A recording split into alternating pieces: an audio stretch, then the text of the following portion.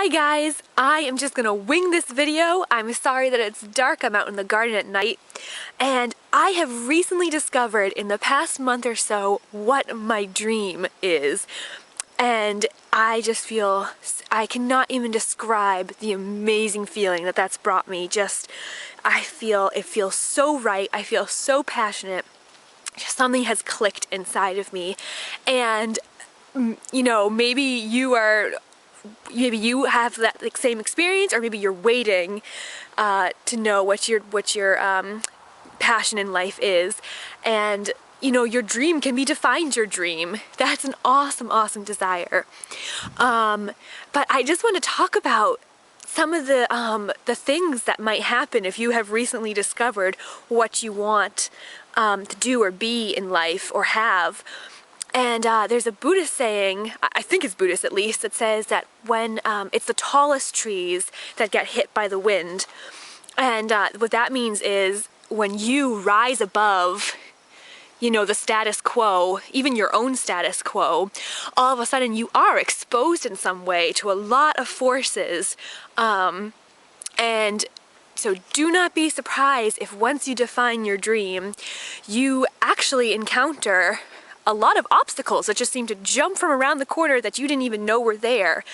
This is actually an awesome and exciting and very natural process that may happen. And yeah, I think it actually almost shows that you're on the right path if that happens.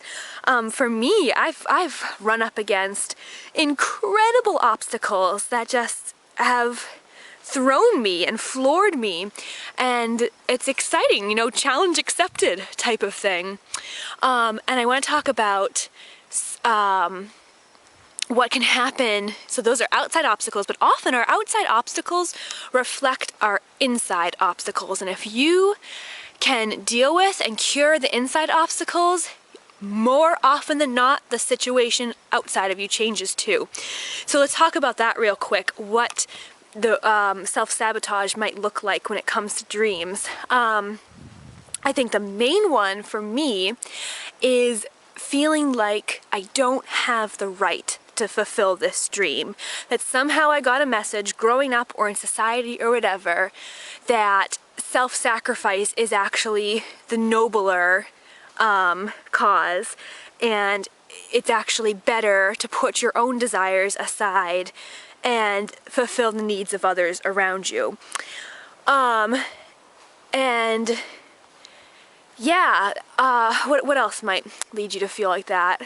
Just a feeling of unworthiness, maybe, of, oh, this would be incredible if I could live a life like this, but oh, it's so incredible that I don't deserve that because I should have a life of redemptive suffering or something, or everyone else is suffering, so why should I shoot for gold? Why should I shoot for the stars?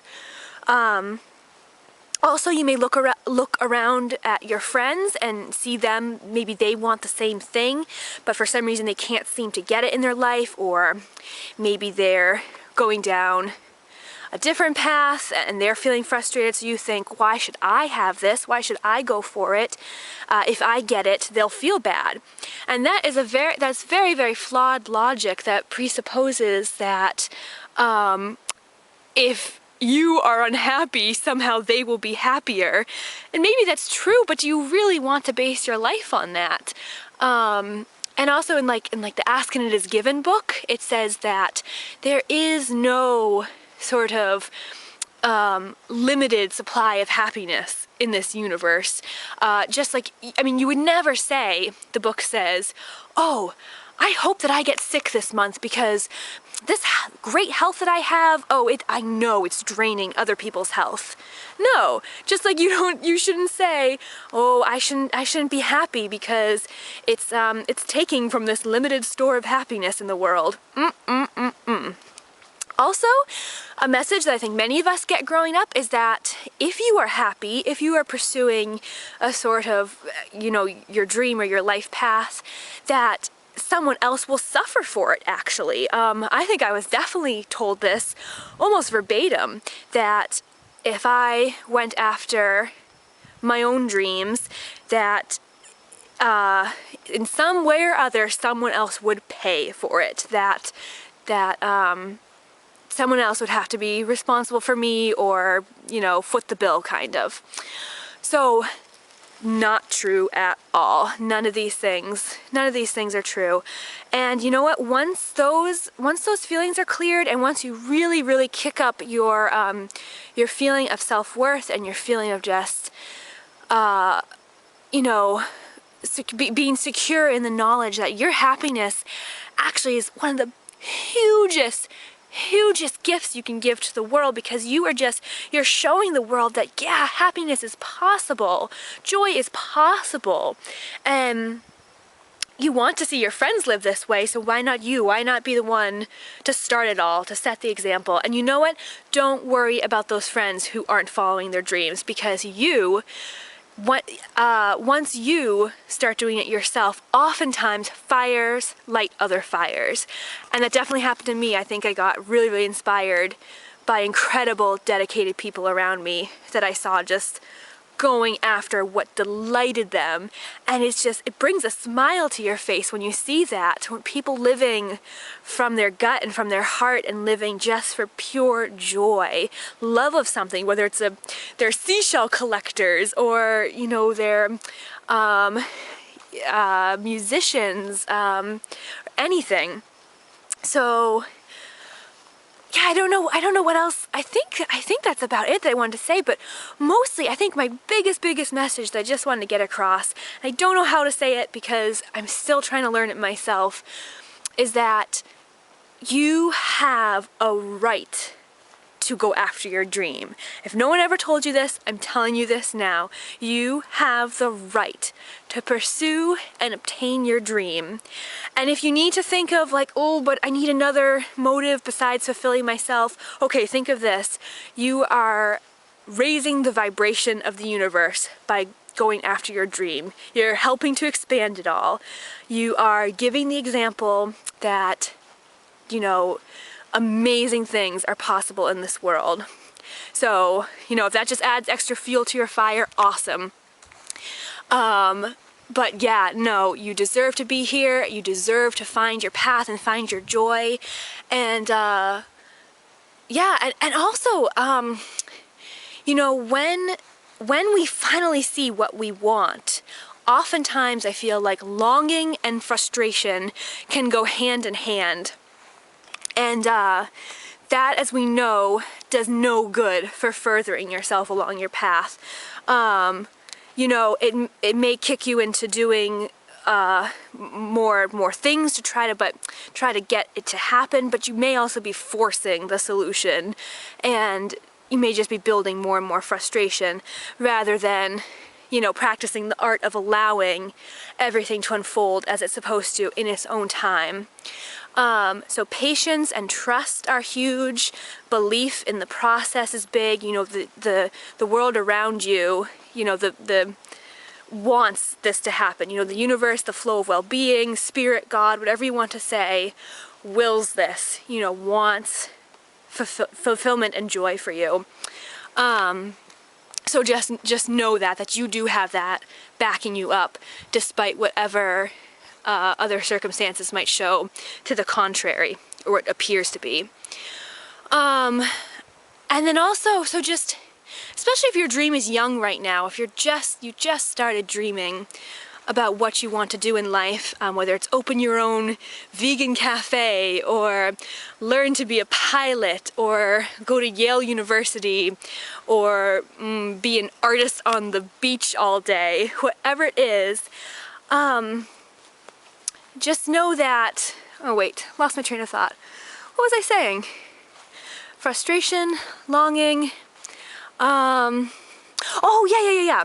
Okay, so you may feel like, oh my goodness, I'm so far from where I want to be. Here I am at point A, how do I jump to point B? And yeah, you may feel like you just wish you were there already. You wish that it would happen, it would come, and you're just wondering, why? Why are these obstacles? Am I ever going to have this?